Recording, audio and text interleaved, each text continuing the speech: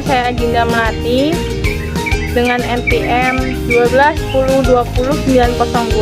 Saya dari kelas 2P Manajemen. Di sini saya akan sedikit menjelaskan tentang human capital atau modal manusia.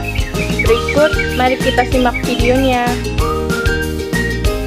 Halo semuanya, mari kita sama-sama simak videonya yang berjudul Human Capital atau Model Manusia. Apa yang kalian ketahui tentang Human Capital? Di sini saya akan menjelaskan arti dan pentingnya Human Capital. Istilah Human Capital pertama dikemukakan oleh seorang ekonom bernama Theodore Schultz, yang berpendapat bahwa peningkatan kesejahteraan pada perusahaan tidak tergantung pada tanah, peralatan, energi, sumber daya, melainkan pada kompetensi pengetahuan dari pegawainya. Kemudian ia mendeskripsikan posisi human capital sebagai kemampuan sumber daya manusia yang diperoleh melalui investasi pada sumber daya manusia, yang mendeskripsikan bahwa human capital terdiri dari 4 hal, yaitu 1. Kemampuan, 2. Perilaku, 3. Usaha, 4. Waktu, dan semuanya ini dimiliki dan dikendalikan sepenuhnya oleh pegawai. Untuk mendeskripsikan human capital sebagai kombinasi dari keempat faktor tersebut ada 3 macam, yaitu sebagai berikut. Yang pertama ada karakteristik sifat yang dibawa pada pekerjaan, misal inteligensi, energi, sikap positif, keandalan, komitmen. Terus yang kedua kemampuan seseorang untuk belajar, yaitu kecerdasan, imajinasi, kreativitas, bakat. Dan yang terakhir motivasi untuk berbagi informasi dan pengetahuan, yaitu semangat tim dan orientasi tujuan. Selanjutnya ada peranan human capital. Di sini ada sebagian kunci keunggulan organisasi. Kunci keunggulan organisasi terdiri dari 3 kelompok utama dari aset perusahaan, yaitu yang pertama ada aset finansial, misalnya uang tunai dan surat berharga.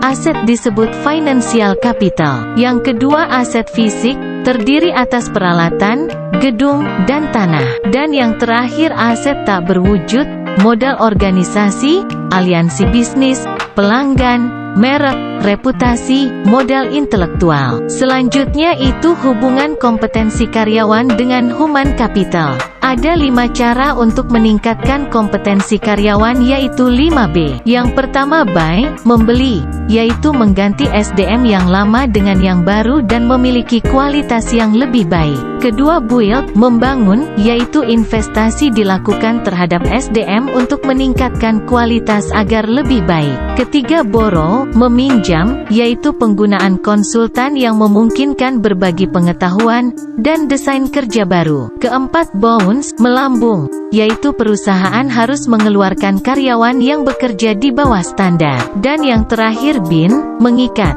yaitu mengikat karyawan jangan keluar, merupakan tindakan kritis pada semua tingkatan. Selanjutnya itu transformasi peran divisi SDM, ada 4, yaitu pertama strategic partner, yaitu departemen SDM harus mampu menjadi partner bagi manajer ini dan manajemen lainnya dalam mengeksekusi strategi dan membantu merealisasikan perencanaan. Kedua administratif expert, yaitu membantu tercapainya efisiensi administratif dan memastikan bahwa cost dapat dikurangi dan kualitas tetap terjaga secara kontinu. Ketiga employee champion, yaitu departemen SDM harus dapat menunjukkan komitmennya terhadap manajemen dan pada waktu yang sama berusaha meningkatkan kontribusi karyawan lebih besar. Dan yang terakhir change agent, yaitu departemen SDM harus dapat menjadi agen perubahan yang kontinu, membantu proses-proses dan kultur secara bersama untuk kapasitas organisasi untuk lebih baik. Selanjutnya ada materi terakhir, yaitu mengidentifikasi human capital. 2 hal yang mendukung kontribusi investasi human capital ke dalam perusahaan.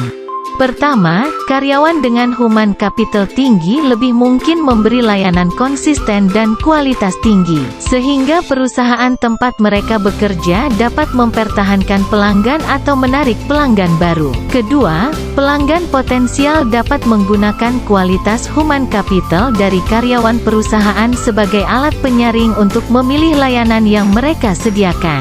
Untuk keberhasilan perusahaan, proses, atau bisnis apapun tergantung bergantung pada 3 keterampilan, yaitu: pertama, commodity skill, yaitu kemampuan tidak spesifik untuk bisnis tertentu, dapat langsung diperoleh dan lebih kurang sama nilainya bagi setiap bisnis, misal kemampuan mengetik, kemampuan komputer. Kedua, leverage skill, yaitu pengetahuan yang meskipun tidak spesifik untuk perusahaan industri tetap relatif lebih berharga bagi perusahaan tertentu daripada perusahaan lain. Misal programmer di bank berbeda nilainya dengan programmer di perusahaan komputer. Dan yang terakhir, proprietary skill, yaitu pengetahuan spesifik bagi perusahaan, misal hak paten dan merek. Sekian penjelasan dari saya, kurang lebihnya mohon maaf. Wabillahi taufiq wal hidayah. Wassalamualaikum warahmatullahi wabarakatuh.